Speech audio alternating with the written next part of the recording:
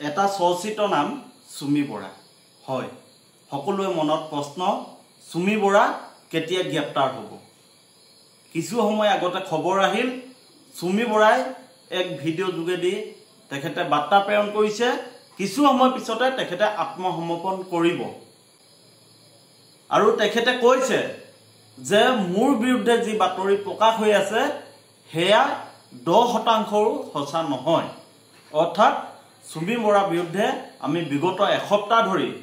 সংবাদ মাধ্যমৰ জৰিয়তে যি বাতৰি আমি জানিব পাৰিছো বা সংবাদ মাধ্যমে যি বাতৰি পৰিবেশন কৰি আছে সেই বাতৰিসমূহ 10% সঁচা নহয় জুনে যি মন যায় বাতৰি প্ৰকাশ কৰিছে আৰু চুমি বৰাৰ বিৰুদ্ধে বা তেখেতৰ স্বামীৰ বিৰুদ্ধে মনে হজা কিছু অভিযোগ আনিছে এই কথা চুমি বৰাই ক'ব খোজে আৰু তেখেতে যেহেতু কিছু সময় পিছতে আত্মসমৰ্পণ কৰিব আৰু তেখেতে কৈছে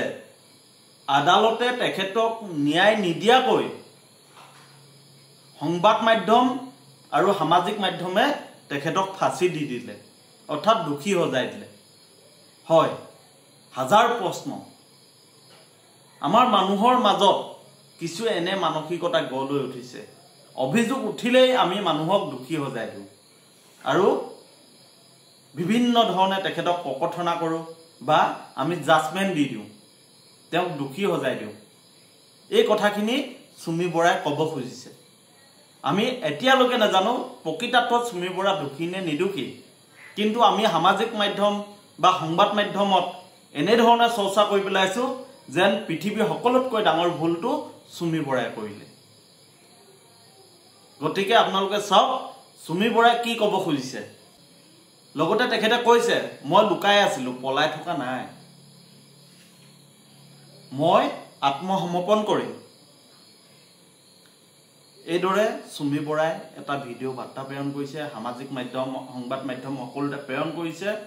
আৰু তেখেতে কৈছে আত্মসমৰ্পণ কৰিম যদি মই দুখী তেতিয়াহ'লে মোক ন্যায়ালয়ে শাস্তি দিব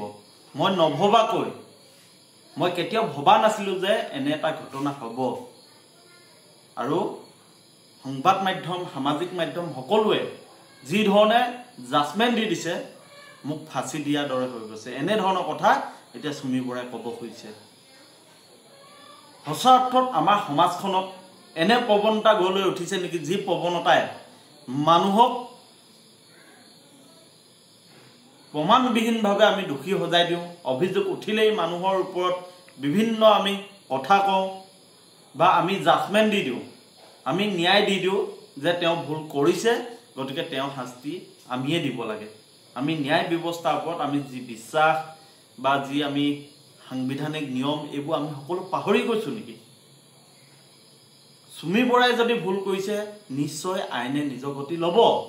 কিন্তু আমি নজনাকৈ চুমি বৰাৰ ওপৰত সামাজিক মাধ্যমত যিসমূহ কমেন্ট কৰিলো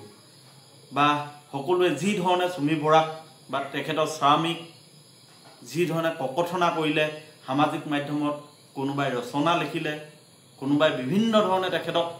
তুচ্ছ তাচ্ছিল্য কৰিলে এই সকলোবোৰ যদি পিছত মিছা হয়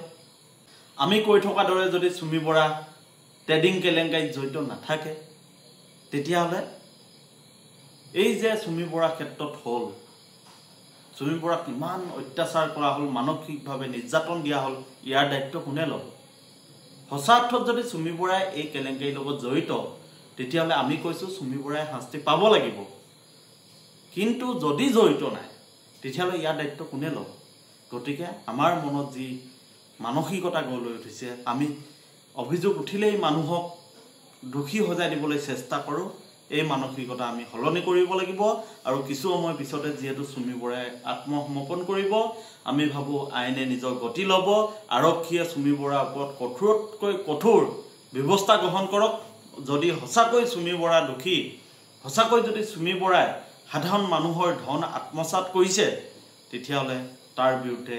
উচিত শাস্তি হ'ব লাগিব